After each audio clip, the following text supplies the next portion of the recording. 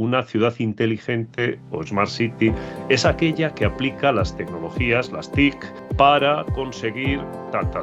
Solamente por aplicar tecnología digital ya tenemos una ciudad maravillosa e inteligente. Hoy eso está empezando a cuestionarse. Gemelo digital de la ciudad. Están construyendo poco a poco una réplica de muchos aspectos de la ciudad, una réplica virtual. ¿De qué manera se están planteando estas ciudades, especialmente en España, que vamos a ser uno de los países más afectados por la emergencia climática, que además desgraciadamente es actualidad? Modelizar y simular posibles eventos y a intervenir si es necesario, ¿no? Aquel incendio que hubo en la Catedral de Notre Dame, pues con un gemelo digital se habría evitado, porque habría saltado una alarma en algún momento de que hay un incremento de temperaturas en tal punto y se habría intervenido rápidamente.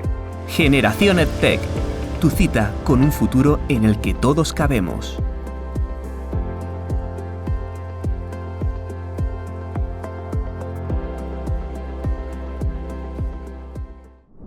Según datos del Banco Mundial, alrededor del 56% de la población mundial vive en ciudades, esto es, unos 4.400 millones de personas.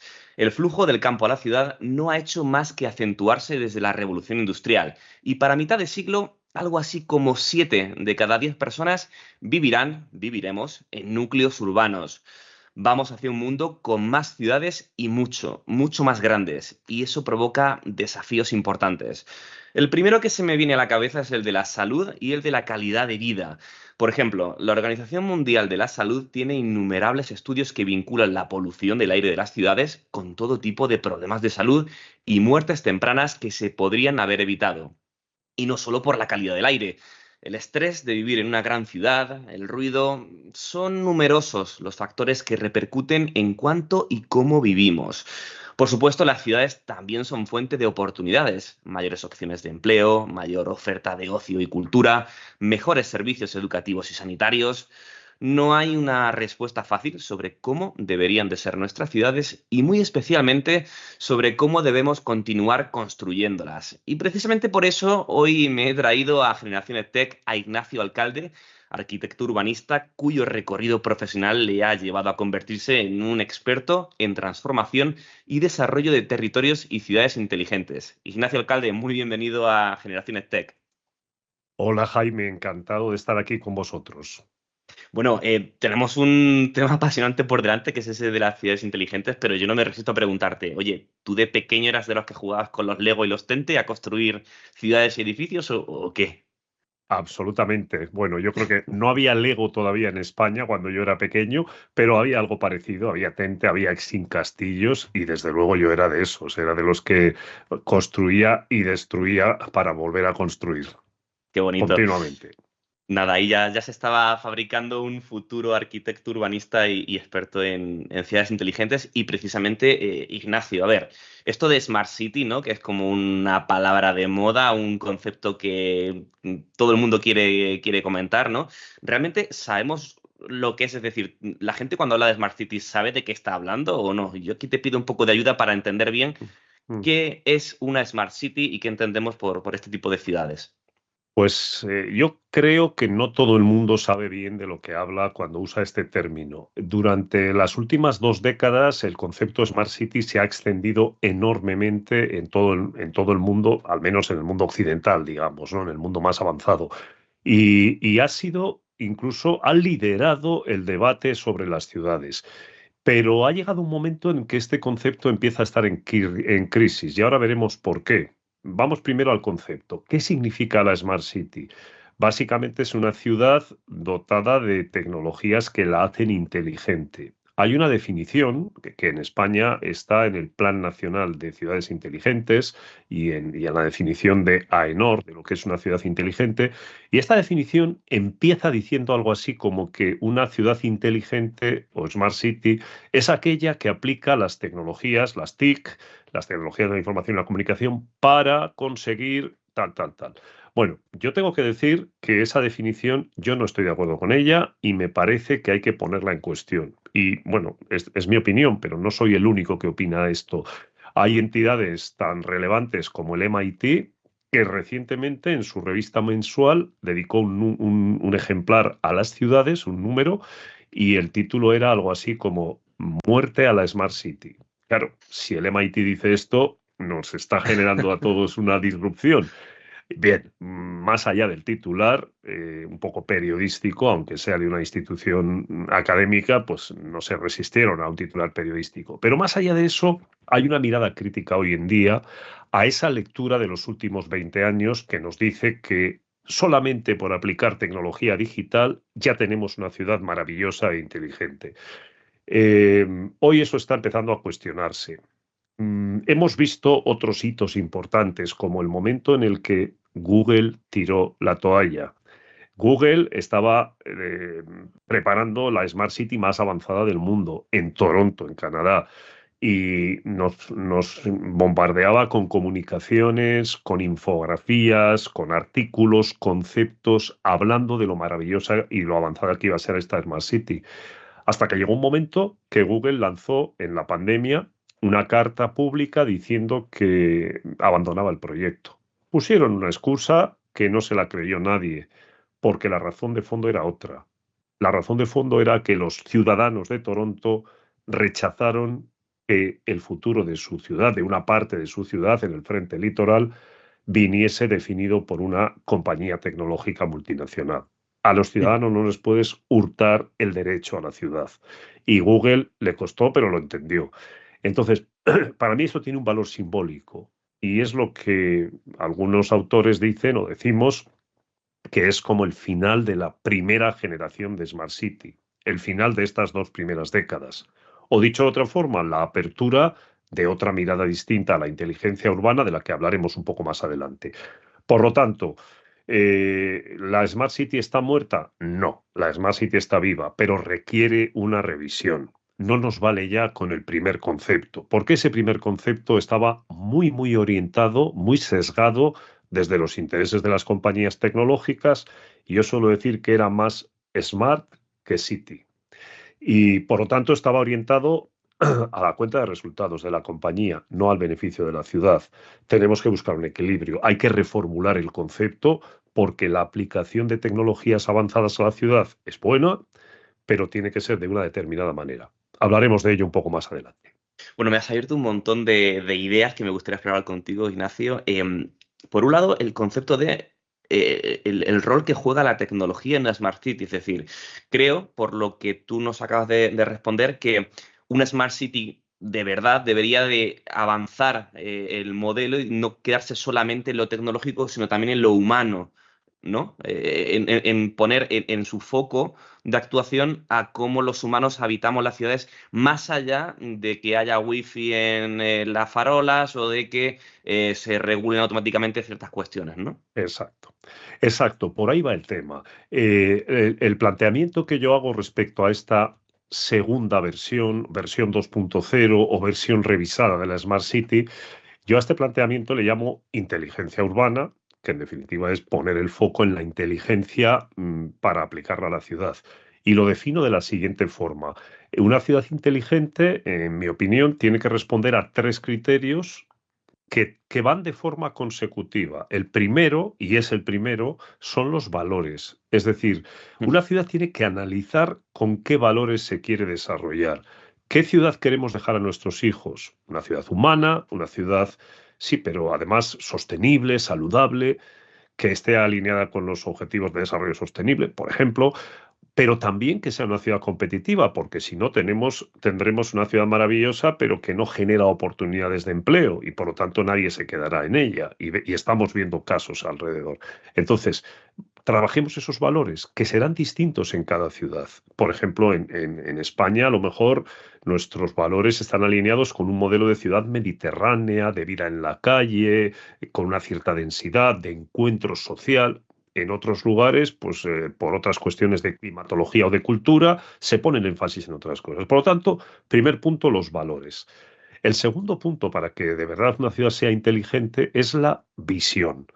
Una ciudad inteligente tiene que construir una visión, saber hacia dónde va, saber cómo quiere ser, construir un sueño. Dentro de 25 años, cuando sea la ciudad de nuestros hijos, nos gustaría que fuera así. Y eso hay que definirlo en un modelo.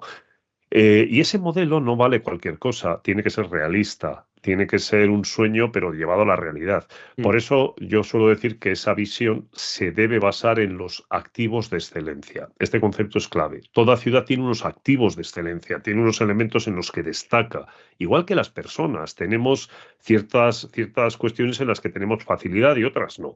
Entonces hay que identificar esos activos de excelencia, que pueden ser heterogéneos, pueden ser de todo tipo, y entonces construir el modelo, la visión a partir de ellos. Por lo tanto, primer punto valores, segundo punto visión. ¿Y cuál es el tercer punto? Las tecnologías. mm. Pero lo digo en plural, no solo la tecnología digital, las tecnologías para el cambio climático, para la transición energética, para la nueva movilidad inteligente, todas esas tecnologías. Ahora bien, las pongo en tercer lugar. Y aquí el orden de los factores sí altera el producto. Porque Ujú. si las tecnologías vienen al principio, como se ha hecho en la Smart City, no necesariamente están enfocadas al modelo, a la visión que queremos, sino que están enfocadas a lo que nos quiere vender la compañía tecnológica. Mm, Ahora que tenemos una mirada más madura después de 20 años y de haber hecho muchas inversiones en Smart City, algunas de las cuales no han sido bien enfocadas, no han sido rentables, lo vemos de otra forma. Sí queremos tecnología, pero la queremos después de haber definido nuestros valores y de haber construido la visión, porque así elegiremos de todo el catálogo aquellas tecnologías que nos ayudan. Todos los años se celebra en Barcelona la Smart City Expo en noviembre y otras ferias parecidas en otros lugares del mundo. Y hay un enorme despliegue tecnológico. Y entonces uno dice, si yo fuera el alcalde de una ciudad, ¿qué elijo de aquí? Ni idea. Lo que me vayan a vender, la compañía más potente, la que tiene un stand más espectacular, es la que más probablemente me va a convencer. No es así. Primero hay que construir una visión a partir de los valores y entonces yo sabré que necesito una solución para este tema, otra para este otro, e iré a buscarla al mercado que está ya muy maduro y va a seguir creciendo. Qué interesante, porque, claro, uno piensa que la tecnología tiene que ser el centro de todo y tal vez eso lo estamos viendo incluso ahora, ¿no? Que la tecnología va mucho más rápido que las legislaciones, que incluso la propia capacidad de la sociedad para asimilarla, ¿no? Y este concepto que nos planteas es lo opuesto. Vamos a pensar primero en valores, luego en esa visión estratégica a largo plazo, que por desgracia creo que es muy compleja en muchos lugares. Y por otro lado, el tema de la tecnología. Yo te quería preguntar, Ignacio, entonces, si estamos trabajando por esas ciudades inteligentes, en este caso 2.0, quiere decir que lo que tenemos ahora son ciudades tontas, ¿no? ¿Cómo de No, tontas para son? nada. ¿O cómo de tontas son nuestras ciudades o no son tontas? Para nada, Jaime. Yo creo que nuestras ciudades, cuando digo las nuestras, sobre todo las del entorno mediterráneo, Sí. europeo, son ciudades bastante listas. No sé si inteligentes en sentido smart, pero yo diría que son ciudades listas. ¿Por qué? Porque responden a un modelo de ciudad de alta calidad de vida que provee a sus ciudadanos unas condiciones de desarrollo económico, social, y con un impacto ambiental moderado. Y me estoy refiriendo en concreto a un modelo específico, que es las ciudades europeas de tamaño medio, las ciudades intermedias del mundo de Europa y sobre todo del área mediterránea, latina, son ciudades que a lo largo de los siglos se han ido construyendo poco a poco, por lo tanto tienen el pozo de la cultura, la tradición, tienen alma, y eso es importante. Son ciudades, además, que no han perdido la escala. Me refiero, cuando digo ciudades medias, ¿a qué me estoy refiriendo? Pues a ciudades como pueden ser Alicante, Málaga, Granada, Vitoria, ciudades de ese rango intermedio que tienen de todo o de casi todo, pero no han perdido la escala humana. Entonces, ese modelo de ciudades medias europeas, digo europeas porque es muy típico de nuestro continente. En otros continentes se tiende más a megalópolis y además suelen estar separadas a distancia de avión. En nuestro caso son ciudades medias en red. Es habitual que una ciudad media tenga otra a una hora de distancia. Alicante tiene a Elche, a Murcia y luego a Cartagena. Una secuencia en hora y media, una secuencia de 4 ciudades medias, por ejemplo, y hacia el norte Valencia. Eh, Vitoria tiene a Bilbao, a San Sebastián, a Logroño. Esas redes de ciudades a una hora de distancia, ¿qué nos aportan? Nos aportan escala, masa crítica que necesitamos para estar en el mundo. Eh, y esa masa crítica la tenemos sin perder la escala humana. Por eso es Ujú. importante. Entonces, eso nos da lugar a conceptos como la ciudad-región, en los que mi ciudad tiene cosas, le faltan otras, pero esas otras que me faltan las tengo en la ciudad próxima. Eh, Oviedo no tiene costa, pero a 20 minutos, a media hora, tiene a Gijón, que le aporta el puerto. Ninguna de las dos tiene aeropuerto, pero a media hora tienen Avilés, que es donde está el aeropuerto de Asturias. Entonces, si miras solo Oviedo, 200, 300 mil habitantes, o Gijón, o Avilés, un poco más pequeño. Sin embargo, si miras juntos el área central de Asturias, 1 millón de habitantes, con varios hábitats distintos, de litoral y de interior, para elegir. Ese modelo propio de Europa es maravilloso y eso es inteligente, tenga o no tecnología. Si además tiene tecnología bien aplicada, mejor que mejor, por supuesto. Claro. Uno siempre piensa, cuando piensa en la ciudad del futuro, en que hay algo que tiene que transformarse profundamente y es el transporte, ¿no? Yo me quedo con esa secuencia de Minority Report, con esta autovía gigantesca en las que no tienes que conducir, ¿no? Evidentemente estamos todavía muy lejos de ese concepto, pero Ignacio, ¿hacia dónde debe de ir la movilidad urbana? Entre otras cosas porque desde principios del siglo XX hasta aquí hemos diseñado las ciudades exclusivamente para el vehículo, ¿no? Y creo que esto Absolutamente. tiene que cambiar, ¿no? Absolutamente. Yo suelo decir que hay un urbanista en la historia que no está en ningún libro, pero que es uno de los que más ha condicionado la ciudad que hoy tenemos. Y me refiero a Henry Ford. Henry Ford, bueno, pues lo que hizo que fue popularizar el automóvil, hacerlo asequible hace 100 años. Y eso definió un modelo de ciudad que no era el tradicional, era un modelo nuevo. Y durante un siglo estamos viviendo en ese modelo de ciudad que él nos impuso de alguna forma, bueno, Mm. metafóricamente, ¿no? Entonces, ese modelo de ciudad en torno al automóvil es el propio del siglo XX, pero no nos vale para el siglo XXI, lo rechazamos de plano. Ojo, no estamos rechazando el automóvil. El automóvil es una conquista de libertad, de movilidad, que yo la quiero para mí, no la rechazo. Lo que rechazo es que el automóvil esté en el centro de la escena urbana. Mi coche está en el garaje, escondido, guardado, no está en el salón de mi casa. Pensamos que la ciudad normal es aquella que al salir de casa nos encontramos con automóviles en la acera, delante, detrás. Eso es normal desde hace medio siglo, pero antes no. La ciudad tiene milenios. ¿Por qué tenemos que aceptar eso como algo irreversible? Tenemos que llevar al automóvil a un segundo plano sin quitarlo, pero esconderlo, retirarlo, que no sea el elemento central de la escena urbana, y hay que reivindicar la escena urbana para el peatón, para las personas. Y esto significa continuidad del espacio público, seguridad, calidad del aire, calidad del ruido, o sea, de sonora, etcétera. Por lo tanto, el problema no es cambiar el coche de combustión por un coche eléctrico para que emita menos. El tema es cambiar el modelo de movilidad en las ciudades. Y en ese sentido, hay referencias, ciudades como Pontevedra o Vitoria, que son ciudades muy caminables. Y hay un nuevo paradigma que es la pirámide invertida de la movilidad. Igual que existe una pirámide de la alimentación, todos la conocemos, ¿no? Que en la parte de abajo, en la base, pues, cereales, vegetales, tal, y arriba las carnes rojas, hay que evitarlas. Bueno, pues tenemos una pirámide invertida de la movilidad sostenible en las ciudades, que lo que nos dice es, en la parte verde, la parte más intensa, en primer lugar, la movilidad peatonal. Luego, la movilidad saludable, la bicicleta. Después, el transporte colectivo. Luego viene la logística, etcétera. Y al final, el último, el automóvil privado. Bueno, pues poco a poco hay que ir hacia ese modelo, porque hoy es justo al revés. Entonces necesitamos una ciudad más saludable, igual que en la nutrición, y por lo tanto hay que aplicar esa pirámide. No se hace en 2 días.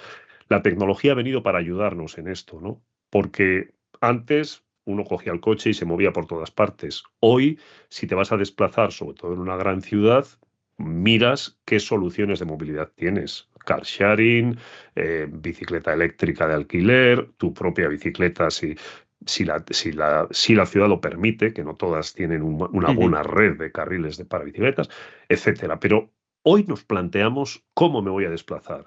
Ayer, en el siglo XX, era, pues bueno, cojo el coche y me muevo, ¿no? O el autobús, pero éramos más de usar un modo de transporte. Hoy tenemos claro que esto es multimodal y tenemos claro que las aplicaciones digitales nos están ayudando a movernos en ese mundo y cada vez lo van a hacer en mayor medida.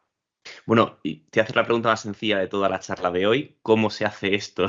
Es decir, ¿cómo se coge una ciudad de tamaño medio, mediterránea, como comentabas, Ignacio, Sí. y convencemos a toda la gente que hay que convencer de que, por ejemplo, hay que peatonalizar el centro, ¿no? Una medida que ya se ha llevado a cabo en alguna ciudad de España, en otras no, pero en todas siempre ha provocado cierta polémica, rechazo, miedo, incomprensión. ¿Cómo se hace esto? Bueno, el ser humano es resistente al cambio, por definición. Siempre nos cuesta aceptar todo lo que viene como nuevo y siempre parece que anteponemos la lectura de lo negativo, ¿no? Vamos a los comerciantes, vamos a perder clientes y resulta que es al revés. Cuando luego se aplica te dicen, no, ahora la gente viene más porque es más agradable y entran en la tienda a comprar. Bien, ¿cómo se hace? Bueno, se hace con una mezcla de cosas. Primero, se hace con una buena planificación. Yo creo que esta es la base. Tanto la planificación urbanística, no se pueden tomar decisiones a base de ocurrencias, sino que hay que analizar los flujos de personas, porque claro, queremos peatonalizar, pero no queremos dejar sin accesibilidad a nadie. Entonces, unos buenos trabajos técnicos de base. Hay que hacer un estudio de tráfico con una ingeniería especializada que te dice, bueno, pues el flujo que viene por aquí, si peatonalizamos esta línea, pasará por allá, pero va a seguir pasando. La distancia entre el aparcamiento más próximo, que ahora lo vamos a alejar, van a ser 5 minutos caminando. Y además caminando por un recorrido cubierto de la lluvia, bien iluminado, agradable y accesible. Bueno, pues lo primero es la buena planificación. Lo segundo es un liderazgo de calidad, es decir, un alcalde que se atreva a ser posible que empiece en los primeros años de la legislatura, porque de los 4 años, si tú esto lo planteas el último año, pues llega un momento en el que te encuentras con esa parte de la ciudad en obras, los comerciantes enfadados, todo el mundo tal, entonces ese alcalde no se atreve porque nadie le va a votar. Como todos los Claro. alcaldes quieren que le sigan votando y es lógico y es legítimo, plantéalo al principio para que dé tiempo a planificarlo y a ejecutarlo. Y luego yo creo que hay una labor también importante de pedagogía, de relato. Relato, pero relato con sustrato, me gusta decir a mí, no el relato vacío, sino un relato con contenido que si has hecho los deberes bien y tienes unos estudios de base preparados, has hecho también un análisis de benchmarking, de ejemplos de otras ciudades y dices, mira, en esta ciudad se hizo y pasó esto. Montas un ciclo de conferencias en el que traes a los responsables de una ciudad en la que funcionó bien y cuentan el caso. Y entonces ya la sociedad empieza a entenderlo, ¿no? Por lo tanto, también es importante la comunicación y la pedagogía. Bueno, es complejo como todos los temas de la ciudad, porque la ciudad es un ente complejo por definición, pero merece la pena intentarlo. Me ha gustado lo que dices de relato con sustrato, porque al final no se nos debe olvidar que la ciudad inteligente lo que busca sobre todo es la calidad o la mejora de la calidad de la vida de quienes la habitan, ¿no? Y ahí te quería preguntar, Ignacio, por uno de los principales desafíos de las ciudades, que es el tema de la polución y cómo afecta a la salud de las personas. ¿Cómo ataca este problema la ciudad inteligente? Ujú. El tema de la ciudad saludable, yo creo que es uno de los... A la ciudad le hemos puesto muchos adjetivos en los últimos años, ¿no? Ciudad inteligente, ciudad sostenible, ciudad creativa, ciudad de proximidad, tal. Pero a mí me gusta mucho el de ciudad saludable, sin Ujú. excluir otros, ¿no? Porque al final, ¿de qué se trata? De tener un entorno en el que las personas nos encontremos pues, con un contexto que al menos no afecte negativamente a nuestra salud. Lamentablemente, la ciudad de los últimos años es una ciudad con mucha polución y eso va a los pulmones. Es una ciudad con mucho ruido y eso genera estrés, porque hablamos de salud física, pero también salud mental. Entonces, ¿hasta qué punto la ciudad inteligente es sensible a esto? Absolutamente. Yo creo que las soluciones de ciudad inteligente en sus dos acepciones, tanto la acepción que yo propongo, basada en Ujú. las personas, valores, visión, tecnologías, como la visión clásica de Smart City, todas ellas contemplan soluciones en las que se piensa en la salud del ciudadano. Por ejemplo, sensórica para medir polución, sensórica para medir ruido, sistemas de software que nos permiten tomar decisiones a partir de esa sensórica. Eso en el plano digital, en el plano tecnológico, sistemas para regular el tráfico, etcétera. Pero por otro lado, en el plano de modelo de ciudad, el propio modelo hoy siempre lo pensamos con la variable de salud. Y digo hoy porque en el pasado se priorizaban otras cosas, en general se priorizaba mucho la competitividad y se planteaban cosas como meter una autopista por mitad de la ciudad, meter más carriles y bueno, pues eso emite CO2, no sé, era algo que no parecía preocupar. Hoy sí, hoy afortunadamente estamos preocupados por esto y poco a poco vamos mejorando. La pregunta es obligada en las últimas charlas que hacemos aquí en Generación Tech. ¿Qué papel juega la inteligencia artificial en una ciudad inteligente? Teniendo claro que, como tú decías antes, ¿no? Tu visión o la visión de muchas personas también, ¿no? expertas en ciudad inteligente es que la tecnología iría en un tercer Sí. lugar, ¿no? Sí, en un Cuéntanos. tercer lugar, pero necesaria, bienvenida e imprescindible. Y a mí me gusta definir la ciudad inteligente como la convergencia de inteligencias múltiples. Y en Ujú. esa, y en esa convergencia encaja también la inteligencia artificial. Me explico. La neurociencia nos ha enseñado muchas cosas en las últimas 2, 3 décadas. Y ahora no hablo de ciudades, hablo de personas, ¿no? Y entre las cosas que nos ha enseñado es que, bueno, pues la inteligencia de los seres humanos es la convergencia de inteligencias múltiples. Antes, en el siglo XX, nos medían el coeficiente intelectual y lo que estaban midiendo era solo la inteligencia racional. Hoy sabemos que la inteligencia racional está en el hemisferio izquierdo del cerebro, pero en el hemisferio derecho está la inteligencia emocional, la inteligencia creativa, la inteligencia social. ¿Y cuál es más importante de los dos hemisferios? Pues los dos. En el desarrollo de una persona ya no queremos solo desarrollar la inteligencia racional, las matemáticas, etcétera, sino ambas inteligencias. Bien, llevemos esa lógica a la ciudad, que es un ejercicio que estamos haciendo y lo estamos experimentando en algunas ciudades. Los resultados son espectaculares. Las ciudades tienen que trabajar los dos hemisferios del cerebro y tienen que hacer un planteamiento de ciudad inteligente como convergencia de inteligencias múltiples.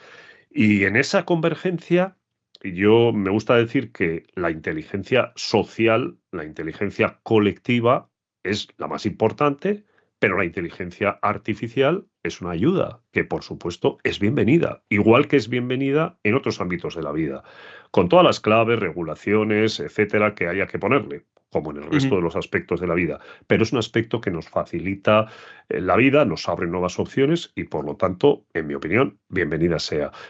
Eh, este rollo, esta mirada de la convergencia de inteligencias múltiples y los dos hemisferios del cerebro, a veces parece un poco abstracto, ¿no? Cuando hablas de ciudades y dices, bueno, nosotros lo estamos aplicando de manera concreta a la construcción de la mirada de ciudad. Y voy a poner ejemplos específicos.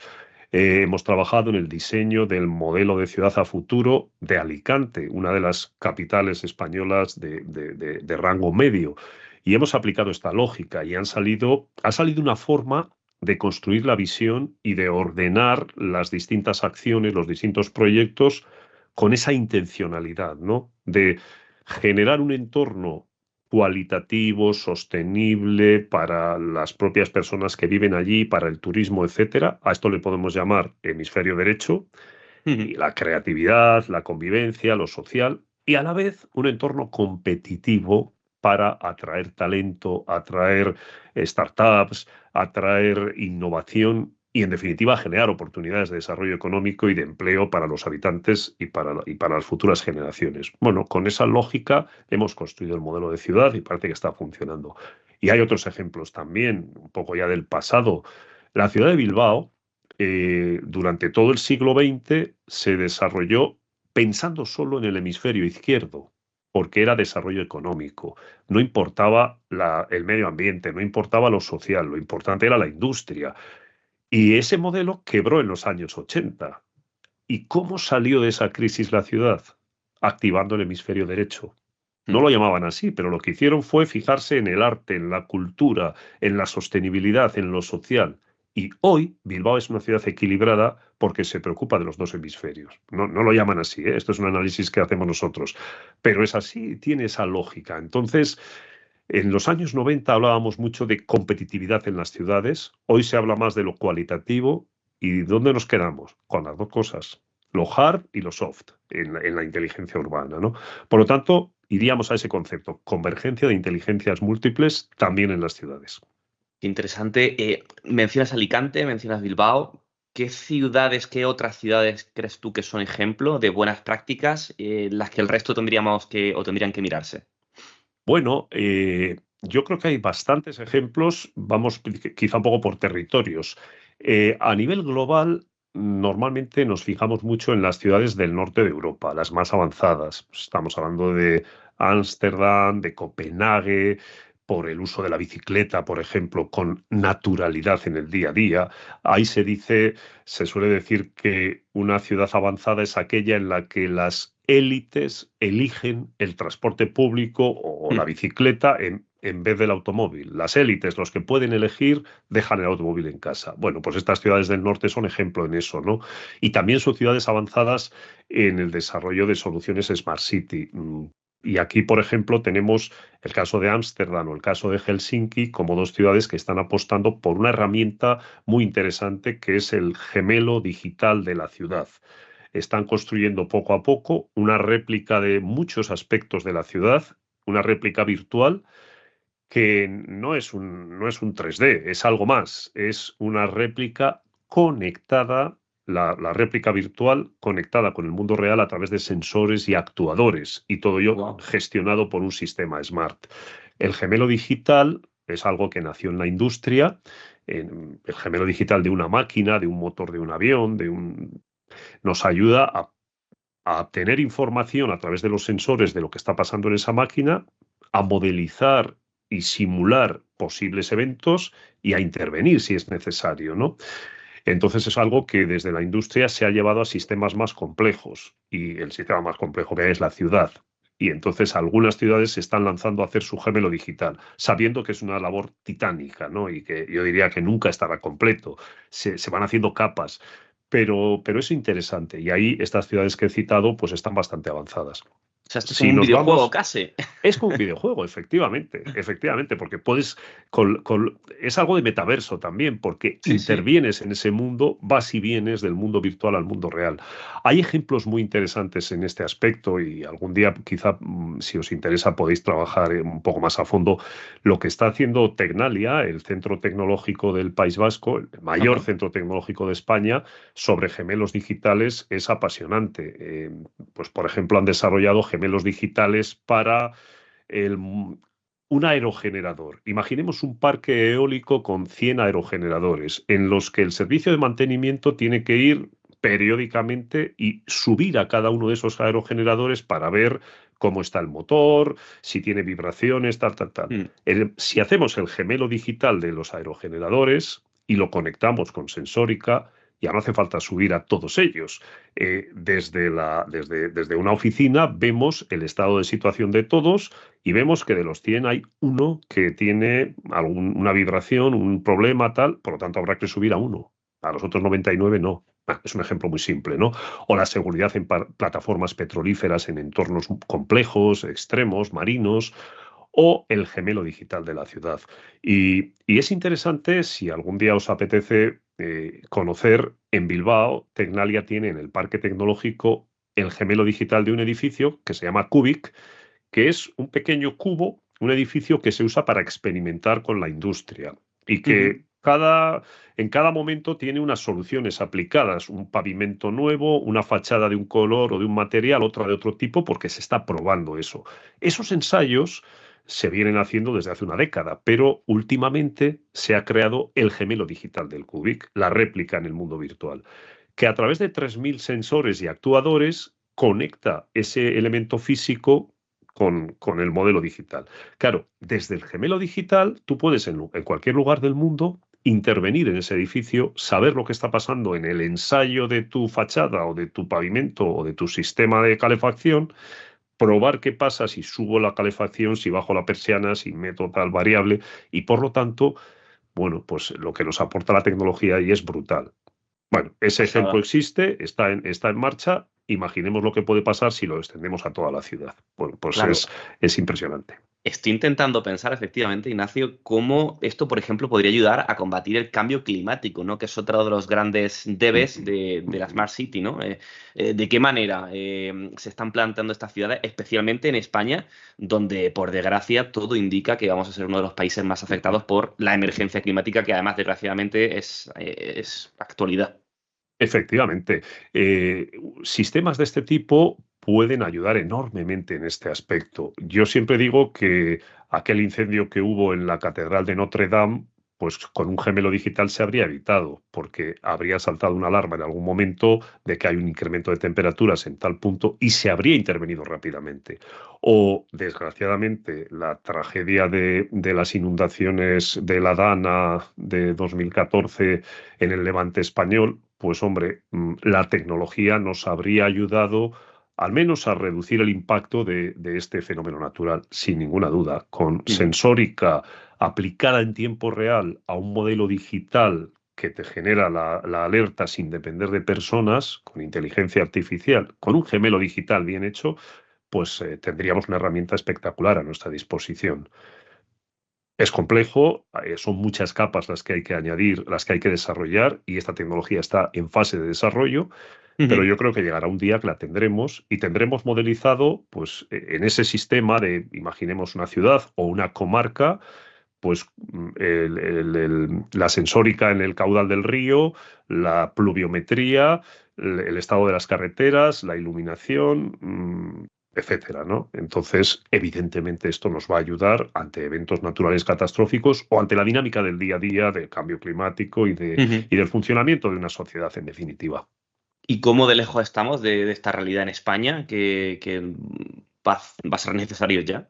Bueno, yo diría que tecnológicamente no estamos lejos. Ejemplos como el que he citado y entidades como las que he citado, Tecnalia, pues tienen desarrollos de gemelo digital desde hace años en los que han ido creando capas y capas y con mucha experiencia que viene del mundo de la industria y la aplicas a la ciudad, tienes una base ya de posicionamiento y de conocimiento como para ayudar a cualquier ciudad.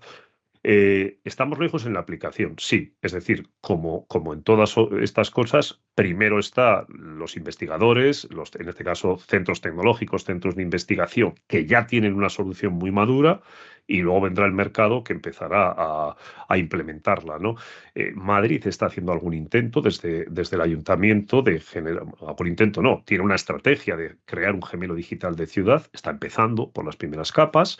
Otras ciudades, pues la mayoría no se lo plantean todavía, pero es algo que yo creo que vendrá y que es una mirada para mí mucho más interesante que la mirada clásica de la Smart City, porque aquí Ujú. vamos a ese modelo que, a ver, luego en todo esto de la tecnología hay modas, ¿no? Hubo un momento que el metaverso parecía que iba a ser el boom, luego se ha enfriado. Yo creo que esto es un ejemplo que se acerca bastante al concepto de metaverso, porque es entrar y salir entre el mundo real y ese mundo virtual en un determinado escenario, que es complejo, que se llegará a él. Pero la buena noticia es que es escalable. Es Ujú. decir, si tú defines, hay que definir bien los protocolos de base. Por eso yo Claro. cuando asesoro a una ciudad, siempre les recomiendo, meteros en esto del gemelo digital, no lo dejéis. Es que es muy costoso, es muy complejo. Digo, sí, pero dad el primer paso. ¿El primer paso qué es?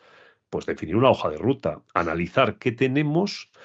Tenemos el sistema de parques con una digitalización tal. Tenemos que contratar el tema de los semáforos, el tema, bueno, todas las capas, ¿no? Y entonces dices, vale, hagamos un análisis de qué tenéis, a partir de ahí, qué necesidades vais a tener y miremos en el mercado cuál es el protocolo de base para construir el modelo, para no equivocarte de partida. Si el protocolo se llama X, en concreto hay uno que se llama CityGML, que parece que es el estándar. Bueno, pues Ujú. empecemos a construir a partir de ese protocolo Claro. y que cada capa que desarrollemos sea compatible con ese protocolo. Y entonces, bueno, pues cuando saquemos el contrato de las basuras, pues le pedimos que la trazabilidad del recorrido vaya con ese protocolo, el contrato de no sé qué. Y llegado un momento, pues será más fácil empezar a construir las capas. Hacer una Me hoja gusta. de ruta, en definitiva, una estrategia. Entiendo. Me gusta mucho lo que comentas porque estás tangibilizando muchas cuestiones que muchas veces cuando se habla de ciudad inteligente quedan arriba, ¿no? Y no se terminan de definir, y aquí estamos viendo paso por paso cómo eso podría aplicarse y cómo afecta a la vida de las personas, ¿no? Pero ahora te voy a hacer para ir cerrando la charla, Ignacio, te voy a invitar a que hagamos un ejercicio. Por un lado, a que nos vayamos a visitar The Line, que es esta megalópolis, megaciudad futurístico, utópica en Arabia Saudí que se está construyendo. Y te voy a dar un dato que no sé si sabes. Para su construcción, ahora mismo se está utilizando el 20% del acero del mundo. ¿Qué opinión te merecen este tipo de proyectos? Bueno, a ver, mi opinión con respecto a este tipo de proyectos es bastante crítica. Lo veo como algo irreal y que tiene poco que ver con la ciudad. Es decir, hacer ciudad es otra cosa. Hacer ciudad es algo que parte de la comunidad, no parte de la decisión de un autócrata que en un momento dado decide por capricho poner el foco ahí. Y una ciudad tiene una morfología, tiene unos lugares de encuentro, no es el capricho de una línea que a alguien se le ha ocurrido. Y por mucho despliegue tecnológico que hagamos, probablemente pues eso no va a tener vida social, vida urbana, como la entendemos. No va a tener ciudadanos que se desarrollen de manera equilibrada en ese entorno. Entonces, para mí eso es un ejemplo de la no ciudad, de cómo no debe hacerse una ciudad. Las ciudades son orgánicas, se hacen poco a poco. A veces hay decisiones de liderazgo fuertes de hacer una nueva ciudad o de hacer un nuevo barrio, pero aprendiendo con humildad del pasado y no desde la soberbia de decir intervengo en la naturaleza con una ocurrencia geométrica y caiga quien caiga, ¿no? Y sin escuchar a la sociedad. Dicho esto, hay otra, como siempre, las dos caras de la moneda. Hay otra reflexión interesante también respecto a The Line. Como han invertido mucho dinero, han sido capaces de atraer a los mejores ingenieros, a compañías de primer nivel.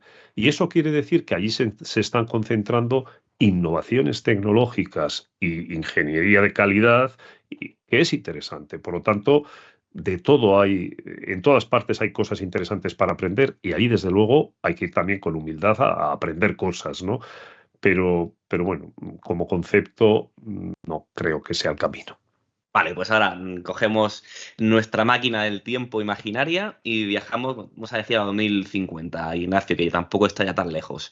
¿Cómo sería la ciudad del futuro que a ti te gustaría ver? No te pregunto por la que será, que es difícil que lo sepamos, claro, pero la que a ti te gustaría. Es decir, nos asomamos a la Madrid, a la Granada, a la Valencia, a la Bilbao de 2050. ¿Cómo es? Déjame que primero te diga cómo parece que va a ser y luego te digo cómo me gustaría. Perfecto. Todos los análisis de Naciones Unidas y de otras entidades nos hablan de que en esa fecha, en 2050, ese medio plazo dentro de un cuarto de siglo, en esa fecha en el mundo habrá algo así como 10.000 millones de habitantes, 9.000 y pico, me da igual, 10.000 redondeando. Y en todas las conferencias de urbanismo se dice casi el 70%, el 68% vivirá en entornos urbanos. Vale, eso nos da una primera idea. 1/3 de la población rural y 2/3 urbanos, ¿no? 2/3, 68%, simplificando. Bien, esto se dice en todas las conferencias de urbanismo para empezar. Bueno, pues aquí hay un error de enfoque, en mi opinión, y es que esos 2/3 que viven en el entorno urbano no viven en ciudades, no vivirán en ciudades. Uno de esos 2/3 vivirá en ciudades y el otro vivirá en metrópolis, que son dos cosas distintas. Es decir, tendemos a confundirlas, pero una metrópoli no es una ciudad grande. De la misma manera que un tigre no es un gato grande. Son dos felinos, pero de dos especies distintas. Y el manejo es distinto. Si manejo un tigre igual que a mi gato, voy a acabar mal. Entonces, entender que las metrópolis son entidades complejas formadas por distintas ciudades, con territorio en medio, con sistemas de gobernanza más complicados, es clave para entender que son o sea, imaginar ese mundo con 3/3, 1/3 rural, 1/3 urbano y 1/3 metropolitano. 3.000 y pico millones de personas en cada uno. ¿Y cuál es la tendencia? Desgraciadamente, la tendencia es que todo se está concentrando en las metrópolis. Es decir, hay un vaciamiento claro del mundo rural, pero también de una parte importante del mundo urbano. En las ciudades hay de todo. A algunas les va bien y a otras no tanto. Pero a las que les va bien es a las metrópolis. la economía, el progreso, etcétera, se está concentrando de una manera muy intensa en las metrópolis. ¿Esto es lo que a mí me gustaría? Por eso viene la segunda parte de la pregunta. No. A mí me gustaría un entorno más equilibrado, con opciones de desarrollo para elegir, que una persona pueda elegir uno de los 3 tipos de hábitat y en otro momento de la vida otro, etcétera. Pero las oportunidades se están concentrando en el nivel de las metrópolis. ¿Qué podemos hacer a partir de ahí? Hombre, yo creo que reivindicar la conexión entre los 3 hábitats y, por lo tanto, si la realidad es que las metrópolis traccionan, tratar de que las ciudades medias se vinculen a las metrópolis, se aprovechen de ellas, se conecten, en el mejor sentido de la palabra, se conecten, y tratar de que las ciudades medias trabajen unidas a otras para adquirir escala. Por ejemplo, el caso de Alicante que hemos citado antes es una ciudad de 350.000 habitantes, ciudad media, pero en la estrategia de futuro hemos planteado a 25 años empezar a generar dinámicas en conjunto con Elche, Murcia, Cartagena y todo el entorno de las 2 provincias, porque el tiempo son 90 minutos al punto más lejano. Y eso en 2050 se resolverá. Hoy ya se resuelve muy fácil, en 2050 se resolverá en el día a día con naturalidad. Y eso nos lleva a un entorno de 3,5 millones de habitantes, que no es una metrópoli, pero sí es una ciudad-región, una región metropolitana que, si se trabaja a futuro con claves de cooperación, complementariedad entre esas ciudades, va a funcionar como un sistema que sería la 3ª región metropolitana de España, después de Madrid y Barcelona. Por lo tanto, si queremos jugar en esa liga de las metrópolis, tenemos que pensar distinto, tenemos que buscar nuevas alianzas, nuevas formas de relacionarnos con nuestro entorno y tratar de estar ahí. Y si estamos en la liga de las ciudades, tenemos que exprimir los elementos que nosotros tenemos como activos de excelencia para garantizarnos un futuro. Evidentemente, no sé, Granada tiene la Alhambra, tiene pues una universidad importante, elementos relacionados con la ciencia de la salud, de la alimentación, etcétera. Bueno, tiene que, por citar un ejemplo concreto, ¿no? Tiene que aprovechar esos elementos, el Albaicín, tal, para decir, ¿qué busco? Busco turismo, busco atracción de talento, busco empresas tecnológicas, o un poco de todo. Esto lo pongo aquí, lo otro lo pongo allá. Voy a definir mi modelo para tener oportunidades en un entorno que va a ser complejo. Y bueno, a mí lo que me gustaría es que hubiera eso, opciones, y que sobre todo preservemos el hábitat de esas ciudades medias que son maravillosas porque tienen de todo y no han perdido la escala humana. Hay que hacer lo posible porque ese concepto del hábitat no se pierda. Y cuando esa ciudad funciona también el campo, porque la provincia que está alrededor está en proximidad. Y bueno, pues una persona que vive en un pueblo que tiene pocos servicios, pues tiene esa capital a 20 minutos, pues ya está, tiene las 2 cosas, ¿no? Así que apostar por ese sistema de ciudades medias como uno de los elementos que hay que preservar de nuestra cultura y que desde luego son ejemplos de ciudad inteligente, claramente. Pues Ignacio, me dejas con un montón de ganas de continuar investigando sobre las ciudades inteligentes porque es un tema apasionante que además nos afecta directamente a todos. Pero bueno, por hoy no te robamos más tiempo. Ignacio Alcalde, experto en desarrollo y planteamiento de Smart Cities, muchísimas gracias por estar con nosotros hoy. Muchas gracias, ha sido un placer. Hasta luego, chao. Hasta pronto. Muy bien, pues nada, intentar respetar tu tiempo, que me decías que a las 12 tenías que irte, tengo más preguntas, pero bueno, mil gracias, de verdad. Te lo agradezco. En cuanto publiquemos, te lo hacemos llegar. Sí, ¿vale? me mandáis una nota o lo que sea y así yo también lo difundo en mis redes y eso, y lo vamos moviendo. Fenomenal. Pues estamos en contacto. Muchísimas gracias, Ignacio. Un abrazo. Hasta luego. Chao.